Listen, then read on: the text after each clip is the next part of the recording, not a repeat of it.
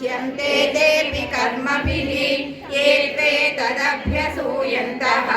नानुतिष्ठन्ति मे मतम् सर्वज्ञानविमूढांस्तान् विद्धि नष्टान चेतसः सदृशं चेष्टते स्वस्याः प्रकृतेर्ज्ञानवानपि प्रकृतिं यान्ति भूतानि निग्रहं किं करिष्यति इन्द्रियस्येन्द्रियस्यार्थे रागद्वेषौ व्यवस्थितौ तयोर्न वशमागच्छेत् तौ तस्य परिपन्थिनौ श्रेयान् स्वधर्मो विगुणः परधर्मान् स्वनुष्ठितान् स्वधर्मे निधनं श्रेयः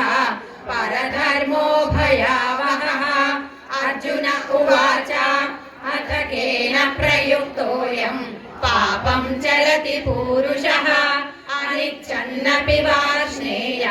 फलादिव नियोजितः श्रीभगवानुवाच काम एष क्रोध एषः रजोगुणसमुद्भवः महाशनो महापाप्मा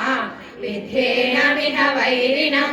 धूमेनाव्रियते वह्निः यथादर्शो मलेन च यथोल्बेनावृतो गर्भः तथा तेनेदमावृतम् आवृतं ज्ञानमेतेन ज्ञानिनो नित्यवैरिणा कामरूपेण कौन्तेय दुष्पूरेणानलेन च इन्द्रियाणि मनोबुद्धिः अस्याधिष्ठानमुच्यते एतैर्विमोहयत्येषः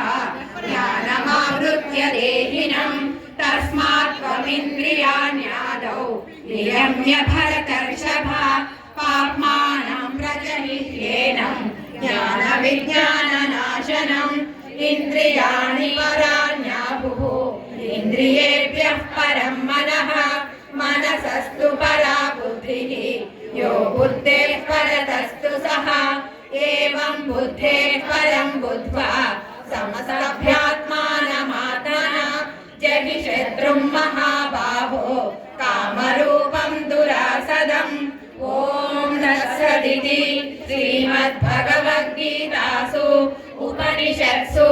ब्रह्मविद्यायां योगशास्त्रे श्रीकृष्णार्जुनसंवादे कर्मयोगो नाम तृतीयोऽध्यायः सर्वधर्मान् परित्यज्य मामेकं शरणं व्रज अहं त्वा सर्वपापेभ्यः मोक्षयिष्यामि मा शुचः।